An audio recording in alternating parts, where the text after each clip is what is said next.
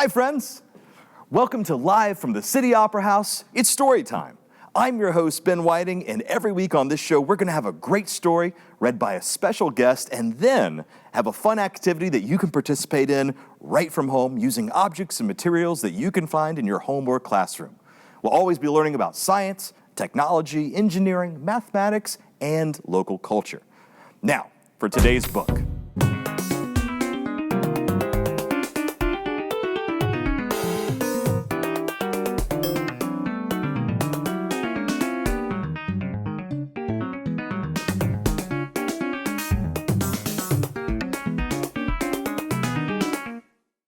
Today's book is called BowWow, PowWow. Do you know what a powwow is? A powwow is a gathering of families for celebration in the Ojibwe culture. Maybe you and your family have attended a powwow and seen its various types and styles of dance, regalia, and traditional dress. Get everyone to rise. Our elders, they tell us that when we nimmy win, nimmy jik, when we're bending at the knees, when we're dancing, and when we're celebrating this beautiful gift of life, we're actually healing ourselves. For me, anyways, it's very spiritual to be able to be out in the circle, to be able to pray, to be able to see friends that you haven't seen in a while. It makes me feel good inside. It makes me feel like I can be myself out there when I'm dancing, and it feels like you can be yourself and like free. The powwow, it promotes that next generation. It gives them something to go, you know what, I am unique, I am important, I have the opportunity to be. It's about being spiritual. It's about learning your old ways, to learning the ways of their ancestors. This powwow is like a giant family reunion. A lot of people that come down from up north or come up from the south meet their families here for the weekend, camp, hang out. They don't see them in other places. So we all get together, we all do everything for the weekend. I meet new people. I get to talk about what I do. I get to know who they are, visit with them. Decades of championship rye bread makers. And we're one of the oldest food stands in the state of Michigan. It's 2 days of reunion time. When you look in that grand entry, all those dancers, they line up. It's oldest to youngest. Those little ones that are dancing behind all of those older individuals, that they get to look ahead, gives them an idea of where it is that they're heading in their life. But a really significant importance of this time of the Jintamuk is that the spirit of the ancestors are here. We're still here. That we're still picking up the implements of our culture and of our life ways, and that we're still interacting with those things that make us whole and complete. Well, the heroine of today's book is a young girl with a big imagination, and she's going to take us to a powwow in her mind.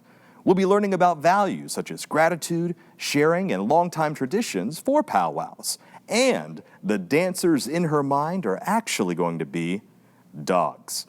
Now, for today's activity, we're going to be learning a little bit more about the Ojibwe culture by creating our very own bandoliers.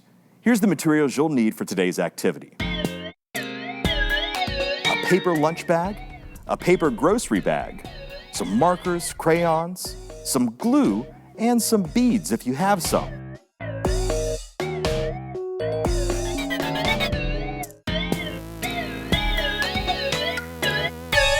Now, if you don't have these materials readily available, that's okay.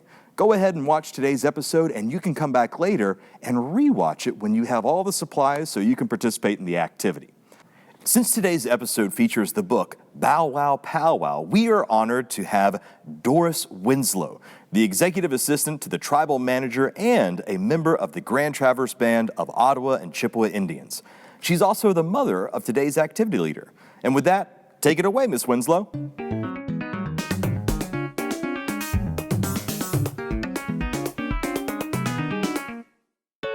Ani, hello. I'm Doris Winslow, and I'm a member of the Grand Traverse Band of Ottawa and Chippewa Indians. And this book is being read with permission from the Minnesota Historical Society. BowWow, PowWow by Brenda J. Child.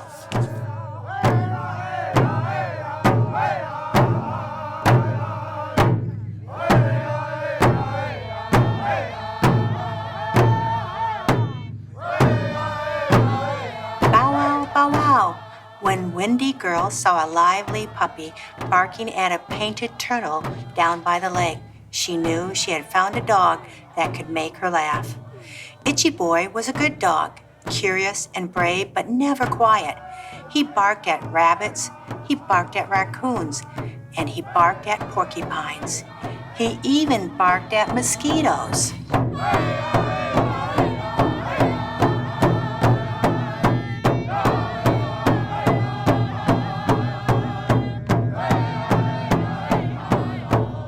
Itchy Boy always barked loudest when Uncle's green pickup rolled into the yard.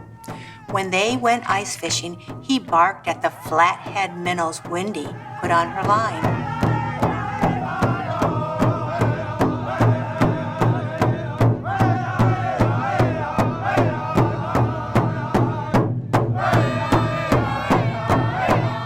Wendy Girl and Itchy Boy knew that Uncle's pickup truck was the best place for stories.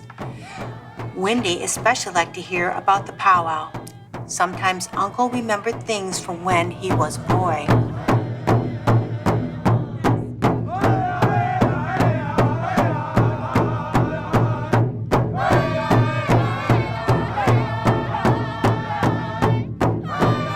Uncle told Wendy a long time ago, right before the PowWow, dancers went from house to house singing. They always sang the same songs. We are like dogs, we are like dogs. People laughed and smiled and handed out gifts of food, maple sugar, candy, and beads.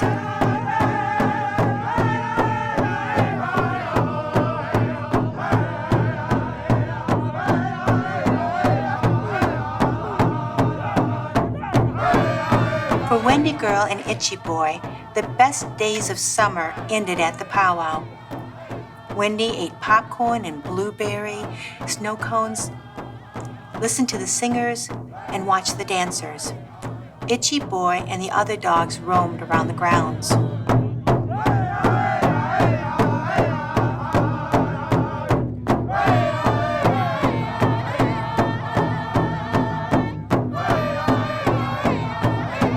When a powwow is very good, people are happy to be together singing and dancing. It sometimes lasts until late at night. Fortunately, all children and dogs love to fall asleep under the northern lights while listening to the steady heartbeat of a drum. One night, Wendy had a weird and wonderful dream about a special powwow.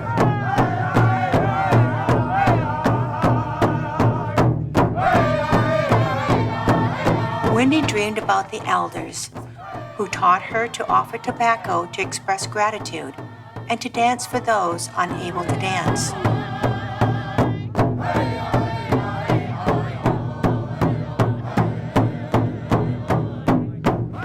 She dreamed about the veterans in the Grand Entry, bearing flags and wounds from wars.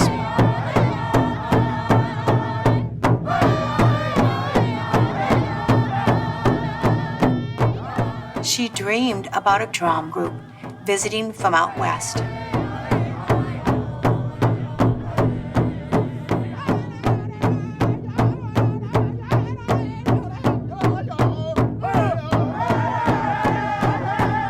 She dreamed about the traditional dancers dancing their style.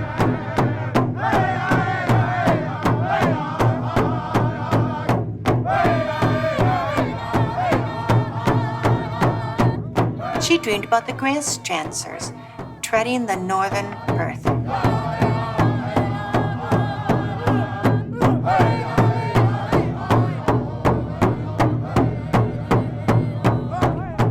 She dreamed about the jingle dress dancers stepping softly on the ground.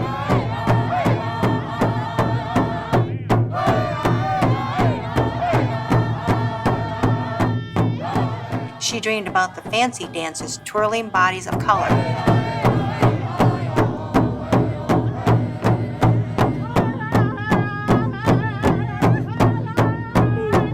She dreamed about the tiny tots learning to move in tempo.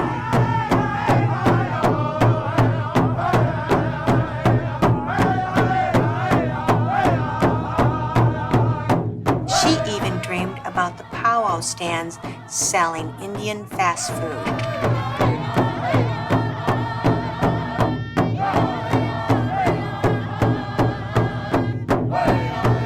Bow wow, bow wow. Itchy boys barked, and the PowWow announcer's voice steered Wendy awake. Let's dance tonight, folks. Everyone come out into the arena.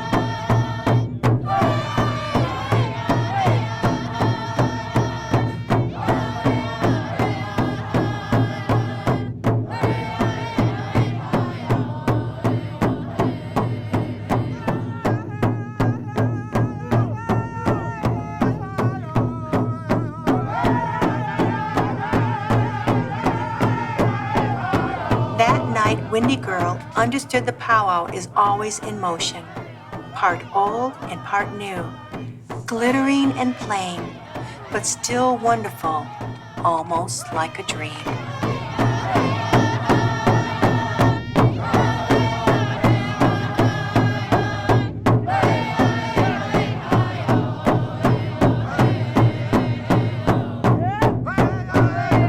In conclusion, PowWows are for everyone.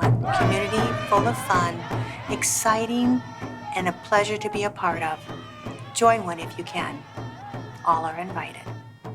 Mama P, bye.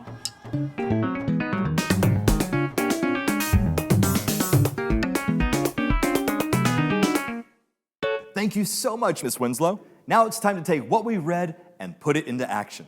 And to do that, we have Miss Cindy Winslow, the TCAP's Indigenous Education Cultural Program Director. Miss Winslow, how about you introduce yourself and get us started on today's activity?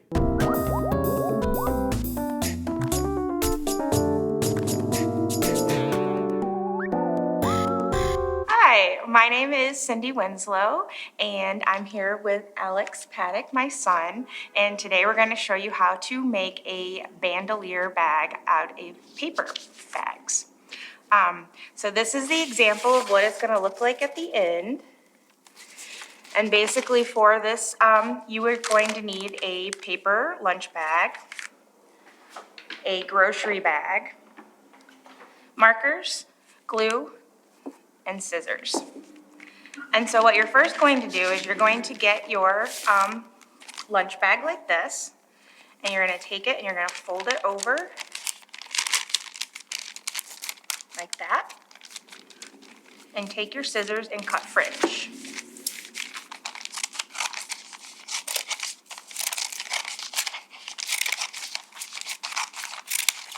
However you want to do it. Okay. So this is going to be the front of your bandolier bag now. And so what you're going to do is you're just going to decorate that first of all. I have examples here of some styles of bandolier bags that you can choose from, or you can come up with your own design. Our woodland themes are very floral. They have a lot of flowers and leaves and other kinds of like berries and things like that. So any kind of design or anything that you'd like to come up with, you can go ahead and put on your bag. So if you want to grab a color here, and you can make a design of anything that you'd like. You can also do geometric shapes if you'd like. I'm just gonna do a couple of quick like flowers and leaves.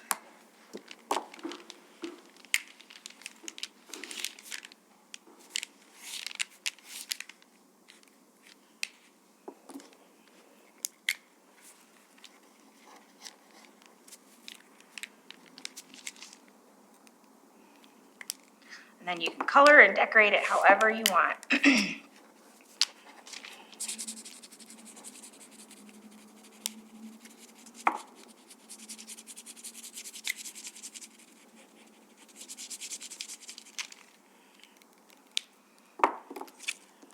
And once you get your bag all colored and decorated how you want it, we're gonna make the straps.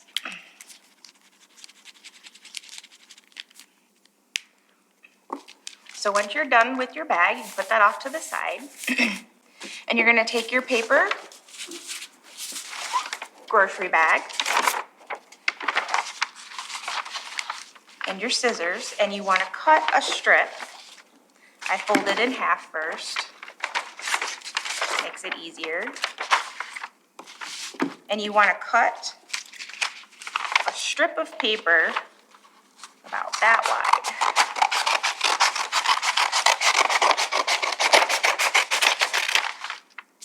Go ahead and cut.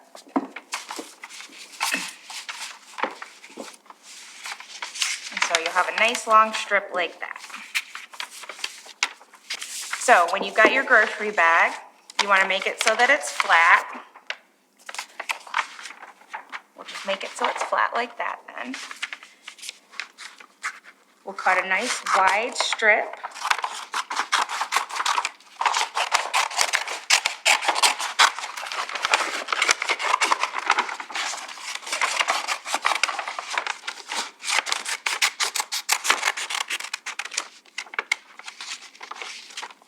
And I like to make it so that there's like a little curve right there. So you've got these two long strips like that, okay?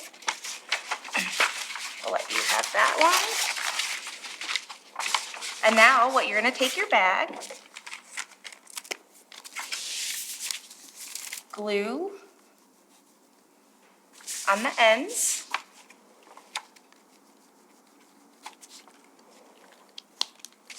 and then you take it and you stick your bag right on there. Now stand up.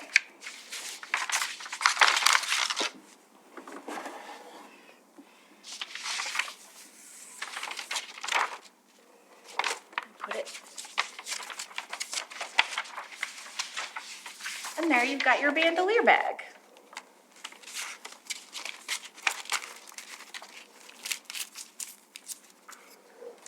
So.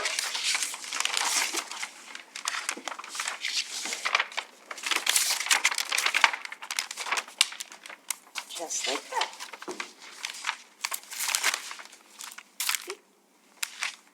All right, so, and here's your finished project. It's the bandolier bag. And typically, these bags were just worn as decoration.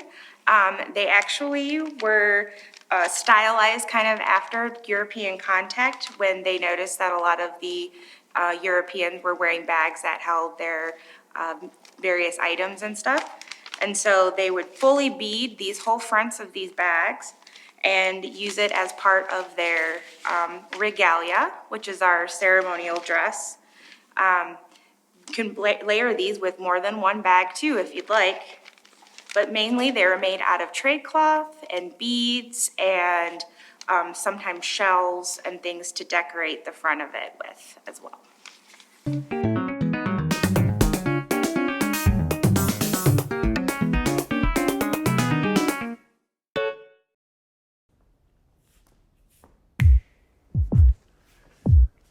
Hi, I'm Mark Peters. I'm a piano tuner, refinisher, and restorer of pianos. And we're here today with a Mason & Hamlin piano, grand piano. And we're getting it ready for the next 10, 20 years of its life by changing the strings out. I've already done that with the bass strings here, which you see are the copper strings. We're putting in all new metal strings. And so this is a process that happens every 10, 20 years on a piano that gets used a lot, like this does in a concert hall. And a grand piano, each string has 160 pounds of force applied to it when it's tuned. And that means over the whole piano, that's about 30 tons of force. And that's why they have to have this really strong harp here.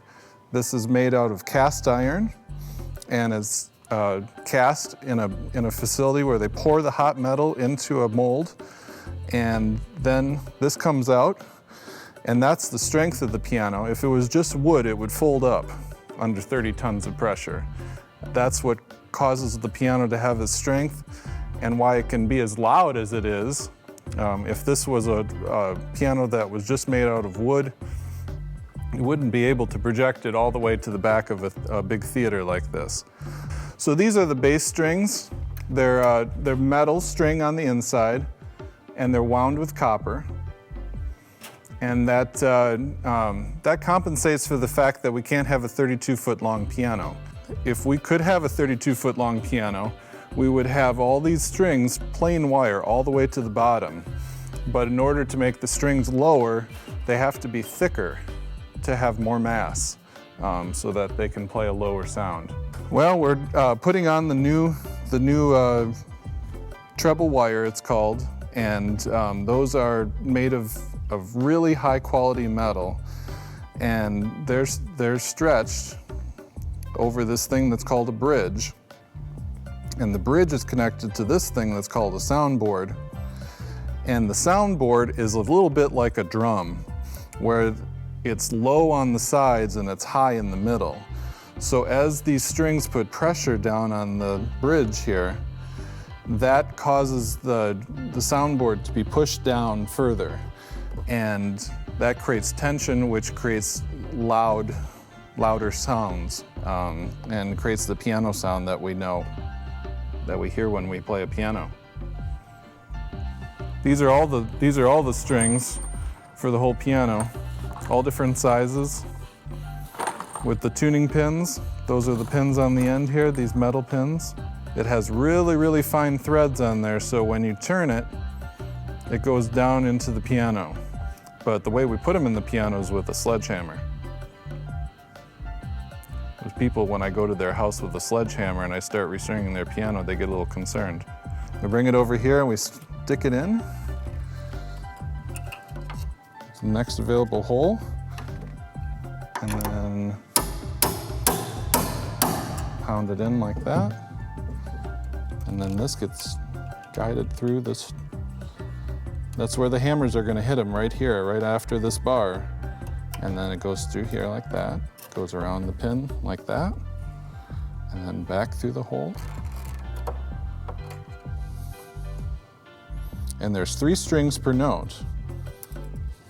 And they're spaced apart so they don't, the next door neighbor hammer doesn't hit the strings that are tuned to a different note. And then you got, there's a little hole in there, and you stick that through there, wind it up.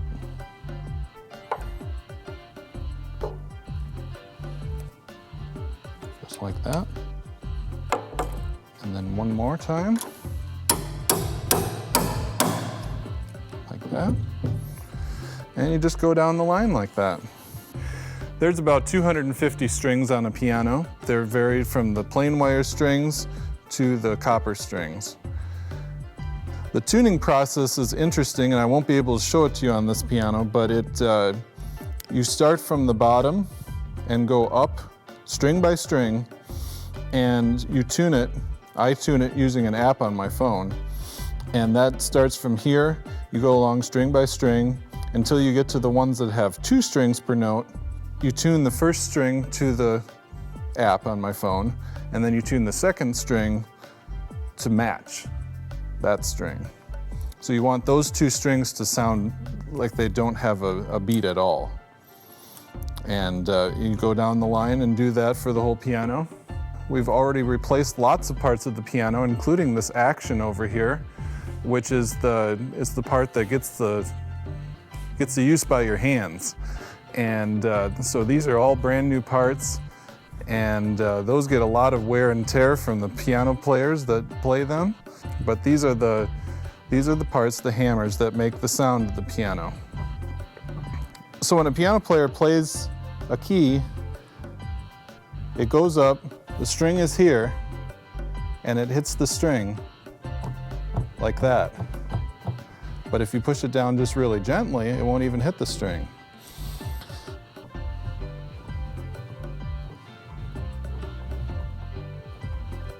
But every once in a while you have to replace those parts because they wear out, and it doesn't play right, and the concert piano player can tell. So you have to have those really, really well regulated and adjusted so that they know when they come to play a concert tuned grand that it's ready to go.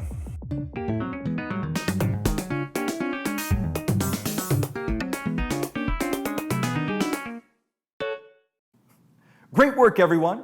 Well, that is it for today's episode of Live from the City Opera House. It's Storytime, brought to you from the beautiful historic City Opera House in downtown Traverse City. If you want to watch future episodes or check out episodes from the past, you can do so by visiting tcaps247.com, michiganlearning.org, or tune in to your local PBS station. Thank you so much for being our wonderful audience. My name is Ben Whiting, and until next time, stay safe, have fun, and keep learning. Take care.